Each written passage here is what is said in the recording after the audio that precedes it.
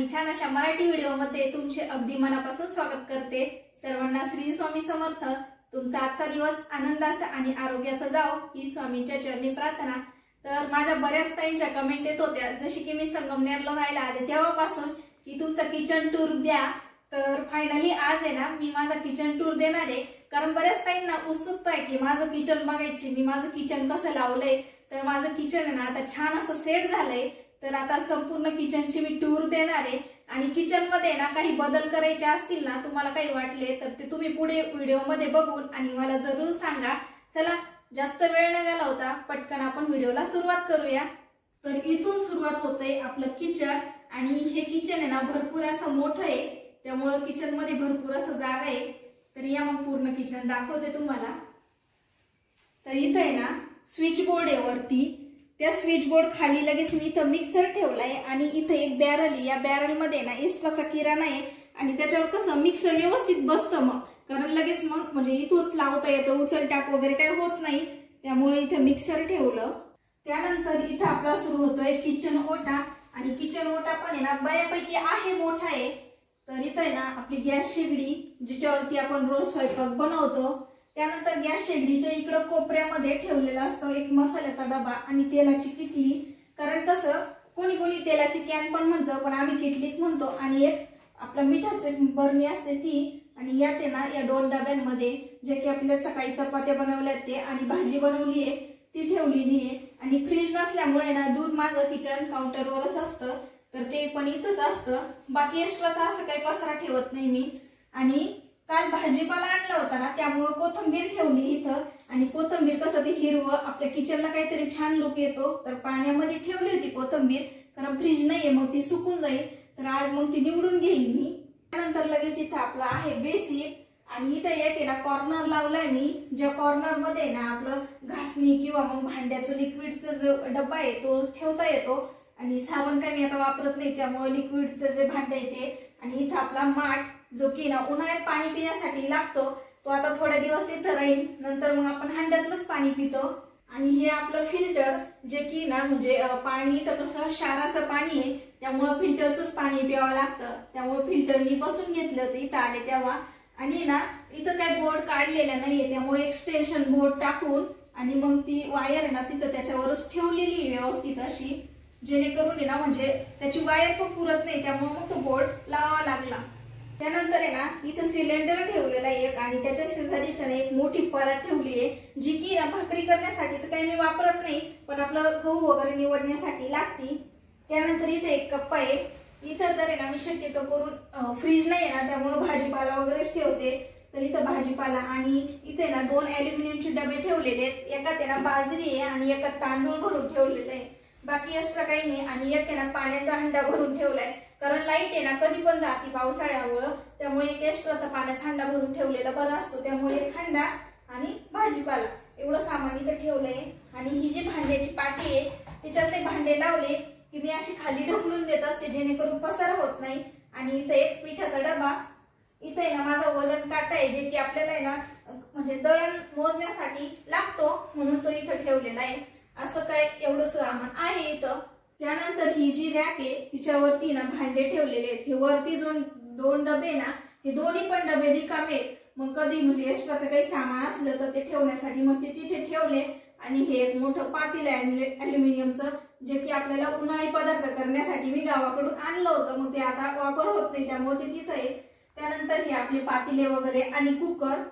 त्यानंतर इथं वाट्या किंवा मग अशी छोटे डबे असतात आपल्याला भाज्या वगैरे काढून ठेवण्यासाठी, ते भांडे इथं ठेवलेले। मी बरेचसे भांडे ना आता ठेवून दिले, खूप असे एक्स्ट्राचे भांडे ठेवले नाही, कारण ते आपल्यालाच घासावं लागतात, आणि असले की मग आपण काढतच राहतो, मग पाठीभर भांडे निघतात आणि नंतर कंटाळा येतो घासायचा ना, त्यामुळे मी भांडे बरेचसे कमी केले आता।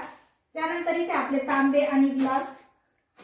त्यानंतर इथे ना सगळे म्हणजे मोठे ताट आहेत ना, ते मोठे ताट लागतात म्हणून ते ठेवले 4-5, तवा, देवाचं ताट आणि पावभाजी डिश वगैरे आणि छोट्या मोठ्या प्लेटा असं ठेवलेलं आहे इथं।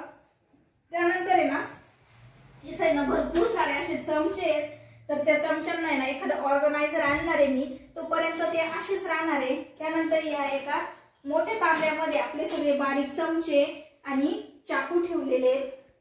इथं हा थोडासा भाजीपाला, कारण इथं जागा रिकामी असते तिथं पुरत नाही ना, म्हणून भाजीपाला असला की इथं, आणि इथं आपल्या पोळपाट आणि प्लस काय फळं वगैरे असले ते त्याच्यावर ठेवते. मग त्यानंतर जे खाली आहे ना या कैऱ्या, याचा मी गुळ आंबा बनवणार आहे. रेसिपी तुमच्यापर्यंत येईलच. आणि इथं कढई, आपला चॉपिंग बोर्ड आणि एक पातेलं स्टीलचं, ज्यात आहे ना सकाळी मी पाणी तापवत असते. असे कढया वगैरे ते मी इथं ठेवत असते. इकडे ना एक बाल्कनी आहे, तर दरवाजा आहे बाल्कनीत जाण्यासाठी, पण तिकडून कसं खूप उजेड येतो त्यामुळे आता दरवाजा लावून घेतलेला आहे. आणि दरवाजाच्या मागे ना इथं खिळे होते, तर इथं जे आपले झारे म्हणतो ना आपण, ते दोन्ही पण इथं अटकून दिलेले आहे. आणि लगेच इकडे ना ही एक मोठी अशी रॅक आहे. तर इथं आहे ना वरती हे जे ऑर्गनायझर आहेत ना, याच्यात माझ्या बांगड्या किंवा जे आपलं मेकअपचं सामान असतं ना ते ठेवलेले. 3चा सेट होता या ऑर्गनायझरचा आणि खूप छान आहे हे क्वालिटीला. तुम्हाला पाहिजे असेल तर मी लिंक देईन. तर हे मी मागवले होते, याच्यात सर्व असं सामान ठेवलंय. त्यानंतर आहे ना इथं पाठीमागं जी आपली मोठी समई असते ती आहे, मोठा जग, इडली पात्र आणि ही एक इलेक्ट्रिक केटल ठेवलेली आहे.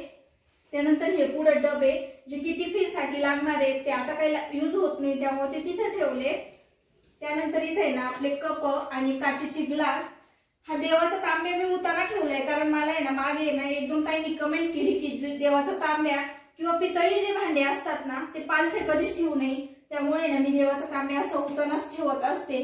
तर का ठेवत नाही ते पालथे हे कोणाला जर माहित असेल तर मला कमेंट करून नक्की सांगा.